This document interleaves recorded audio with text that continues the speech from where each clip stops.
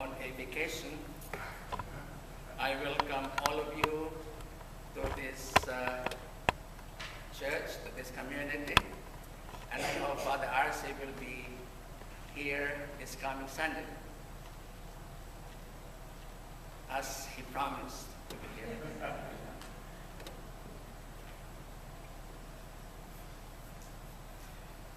Okay, today we are going to have the renewal of marriage vows in connection with our celebration of the Valentines.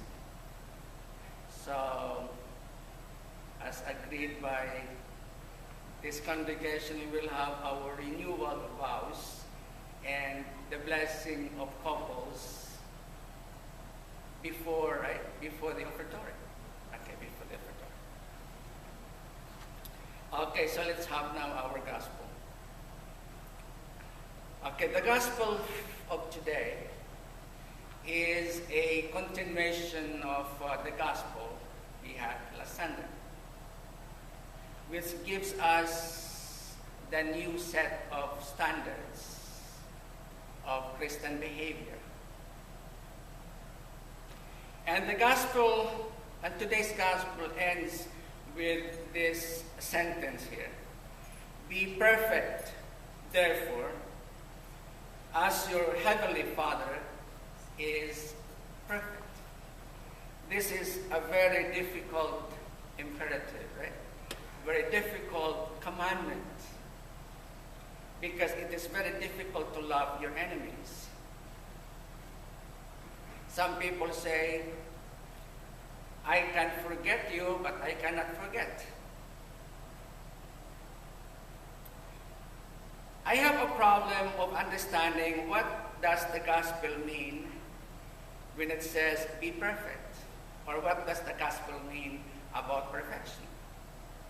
So I read the biblical commentary, and it says there that the word to be perfect or perfection is in conjunction with the Decalogue, the Ten Commandments, the summary of the Ten Commandments that says, love God above all things and love your neighbor as yourself. So that means to be perfect is like to be God, who is love. So to love is to be perfect. So when we go back to our lesson in the Old Testament, we have imperative that we should clothe those who don't have clothes. We have to feed those who have nothing to eat. We are to give shelter to those who are unsheltered. That means we are going to make this planet Earth, this world, heaven. As we always pray, let your kingdom come on earth as it is in heaven. Therefore, a place which is heaven, a place which is heaven-like, is a place where everybody has something to eat, where everybody has a house, where everyone has a land to own. So as I reflect on this, I think of my country, I think of our country, Philippines, because it is very ironic that Christianity in the Philippines did not bring Christ. Let us look at our history as I reflect on the gospel for today. Before the coming of Christianity in the Philippines, everyone, every Filipino, every native owns land, because land is life to them. Everybody owns land. And before the coming of Christianity in that country, in our country, it was ruled by datus, by sultans, and yet everybody owns land. But when the Spaniards came to the Philippines and brought Christianity, they introduced feudalism.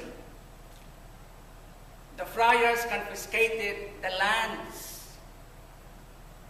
And some Spaniards who went with the friars were gifted with haciendas, thousands of acres of land, which was called the encomenda. And the natives of the Philippines became tenants of their own country. And the tenants pay tributes to the friars. That is the reason why hundreds of revolts in the Philippines were agrarian in nature until 1896. Bonifacio, the anak Powys, revolted against Spain because of the land position. And then the Americans came. The system was continued, and when Americans got Philippines from Spain by the Treaty of Paris, ironically, the American government protected the properties of the friars. So Filipinos became poor in their own country. The foreigners on the land, the Roman Catholic Church, the friars, the Spaniards, the Americans. Look at today. Just a few months ago, the land owned by the Ayalas, where Filipinos were tenants. The coconut trees that the natives planted were cut because the land would be developed into residential area for profit. And how can we say that there is Christ among the Filipino people when majority of the Filipino people are poor and few are rich? Is that heaven on earth? Isn't it that the imperative that we have heard today is that love your enemies, feed the poor, everybody should have land, everybody should have food to eat. If some of us have more, if some of us have rich, it is because we made others poor. If we have more resources, it is because in one way or another, we made others have less. See? Those who have less are victims of those who have more. So now our gospel says you have to choose. Either you belong to the old Israel or you belong to the new Israel. Because in the old Israel, it is just okay to say an eye for an eye and a tooth for a tooth. But for the new Israel, it's not. It is more than that. You have to love your enemies. So you have to decide. You have to choose which side are you. Because to be true to your faith, to be true to Christ, you have to do more. You have to walk an extra mile, it says here. If someone asks you to walk 1 mile, go another mile. If somebody asks you wants to take your coat, give your cloak as well. That means to be a Christian, if you are true to your faith, if you are true to our faith, you have to do more until we have nothing left for ourselves. So it's very, very hard to be a follower of Christ. To be Christ-like is very, very hard. But of course, the power of Christ in us that was given to us in our baptism is enough power for us to do the commandment, love God above all things, and love your neighbor as you love yourself.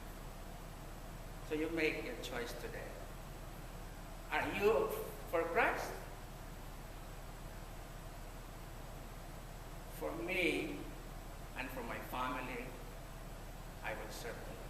what is yours.